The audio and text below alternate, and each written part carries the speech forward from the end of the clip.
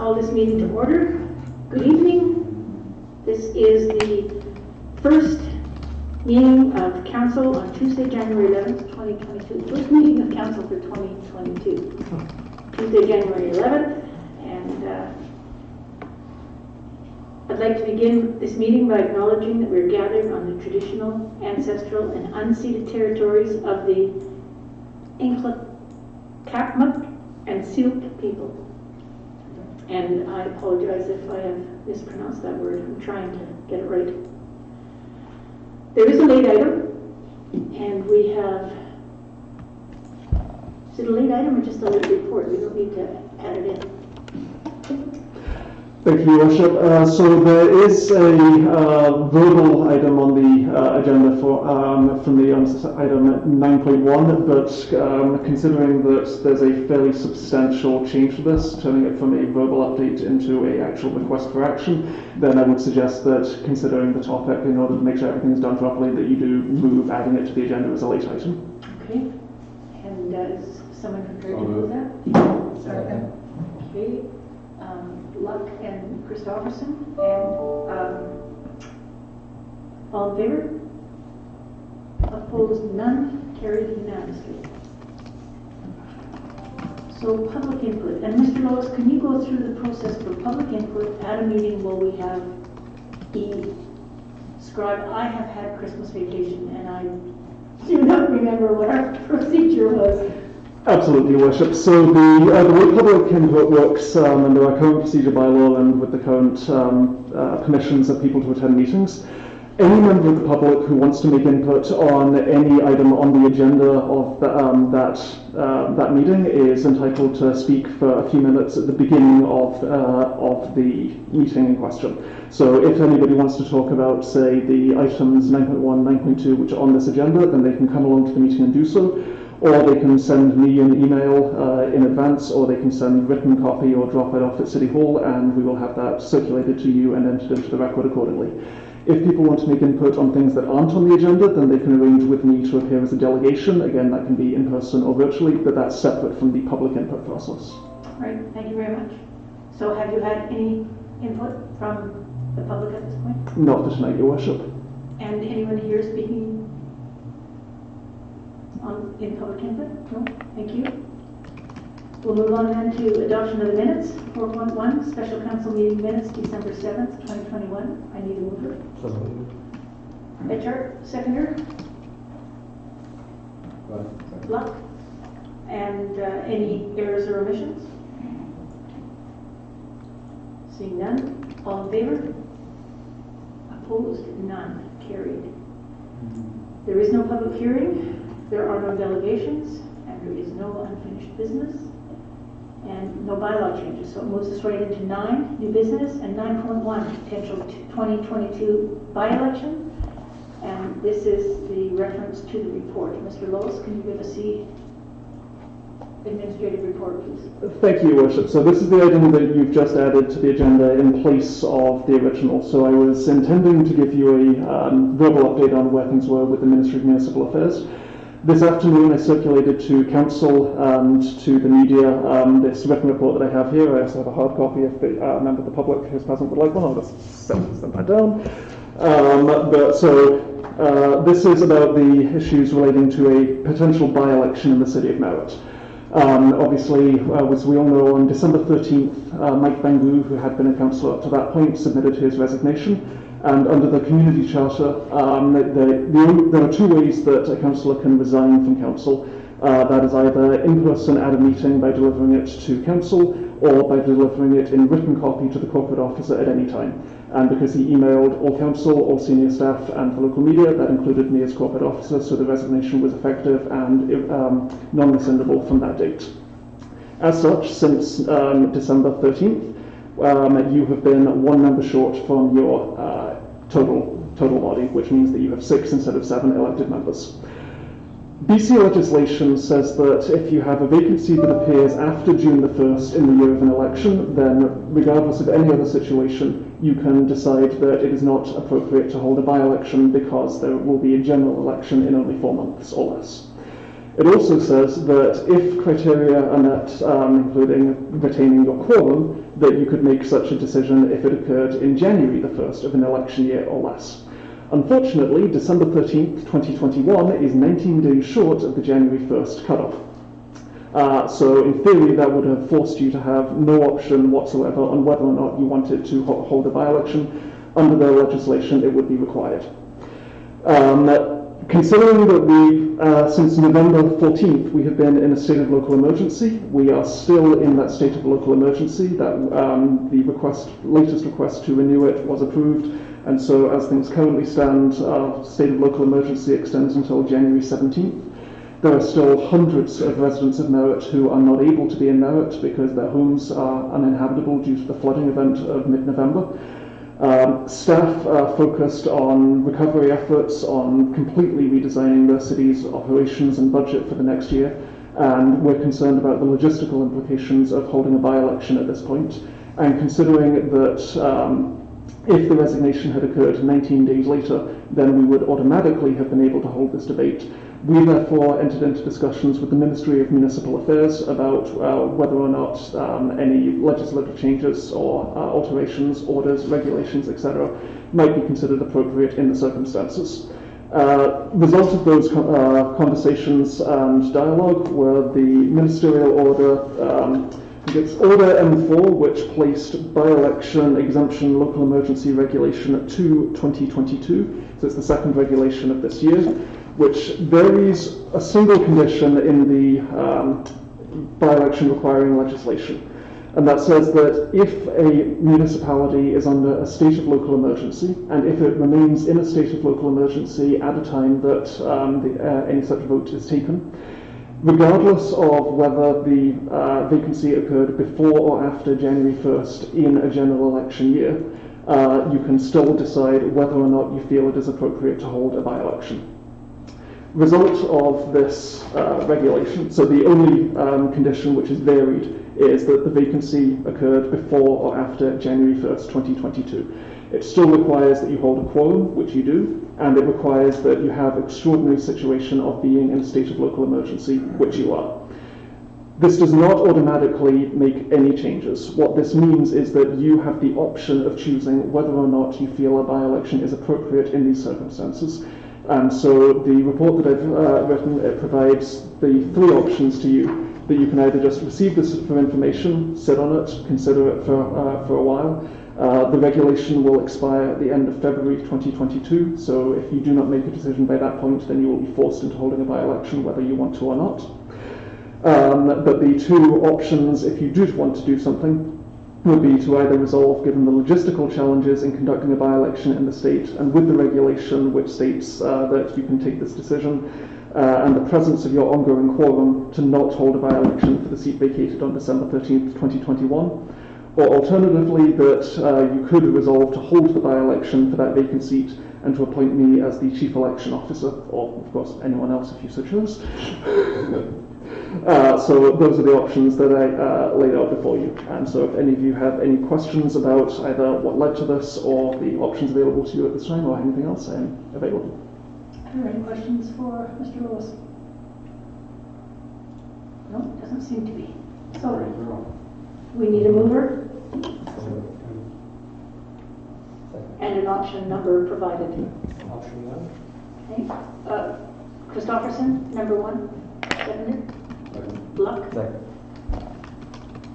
And that is that Council resolved that given the logistical challenges in conducting a by-election during an act of emergency, acknowledging Regulation 2, 2022, and the presence of quorum, not to hold a by-election for a seat vacated on December 13th, 2021. Any discussion? Seeing none, all in favor? Oh. Question. Okay, that was a little after the fact. We'll back it up. So, thank you. What would be the approximate cost of, I guess this should have been a question, what would be the approximate cost of holding a by-election there at this particular time? Do we know that? my understanding in the budget a few years back was approximately $50,000, $40,000 to $50,000. Okay. That's what I heard. And it's whether it's a by-election or a regular election, the same amount of work is required from the city to be able to set an election up. Okay. Good, thank you. Okay, any other questions before I rush into? All in favor? Opposed? None. Carried. So there will not be a by-election in the city of Merritt in 2022. Moving on to 9.2, schedule of acting mayors. And again, Mr. Lois, this is an administrative issue. Can you speak to that one as well, please? Thank you, Your Worship. This is fairly straightforward. In December of last year, you adopted the meeting calendar for the upcoming year and included the schedule of acting mayors. This is a statutory requirement that you're required to adopt prior to every calendar year. Because of the 10-month period from now until the general election and the trend in Merritt towards using councillors for 2 months at a time as acting mayor, 5 of the 6 councillors were provided with 2-month blocks as acting mayor, and Councillor Bangu was one of these. Councillor Christopherson was not. Due to the vacancy, we are now proposing that the adopted calendar be amended so that Councillor Christopherson be appointed as acting mayor for the months of May and June of 2022. And would anyone like to move that? Second. Councillor Locke, Councillor White. And anyone want to speak to this?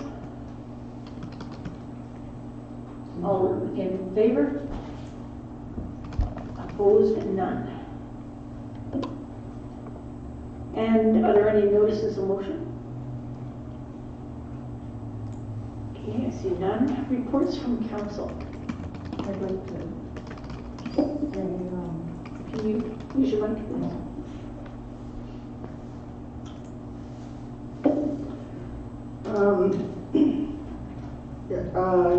Kenny has T&B and Experience Nickel Valley, along with the, and I can't say the word, but the group that represents all 4 bands in the area.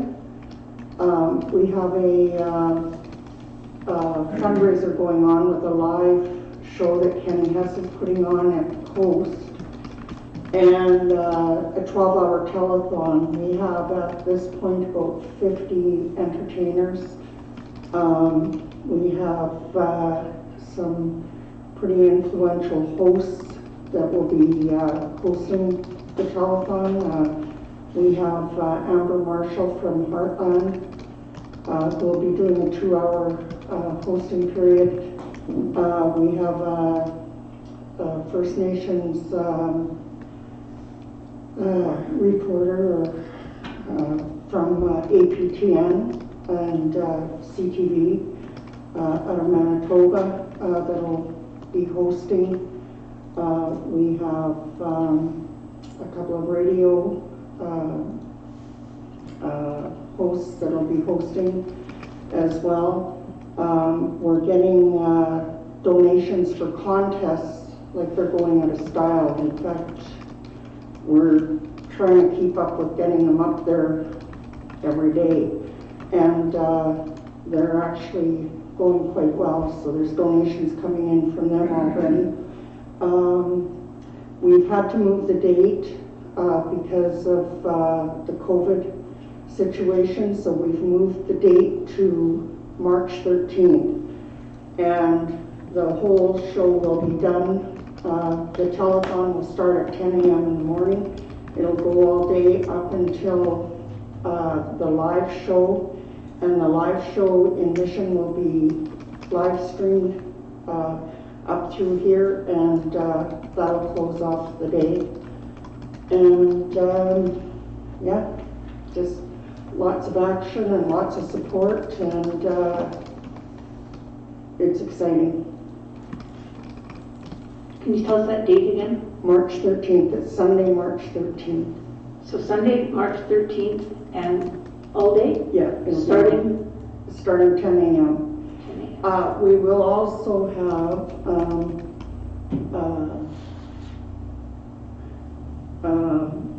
messages from our mayors, from the communities involved. We've got some federal and provincial I'm losing my mind. Representatives. Yeah. Well, they'll be they'll be talking, and we've got we've just got all kinds of things going on all the way through. So. And where is a website that citizens or... The website is hellorhighwater.ca. Okay, thank you. Anybody else have any comments on that?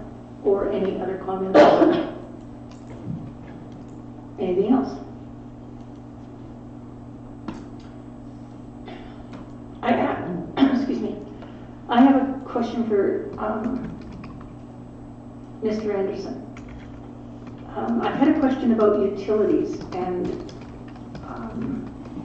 the potential for council to look at residents that are in dire need to have not have to pay their utilities if they don't have a home to even go back to. Can you speak a little bit to that, Mr. Anderson? Thank you. Yes, thank you, Mayor and Council. There will definitely be a recommendation coming forward to Council on credits for those properties that have been impacted, whether it is those properties that were part of the current impacted Zone 4 or whether it's all of the City of Merritt. What's holding us back right now is just trying to figure out a way to apply those credits into our accounting system so that we can have them there on account for the next billing run and or issue checks to those that are in need that want to just get a full refund. Not a full refund of their semi-annual bill that went out in October, but a refund from the period of November 15th through December 31st. On a regular residential account, that works out to about $100.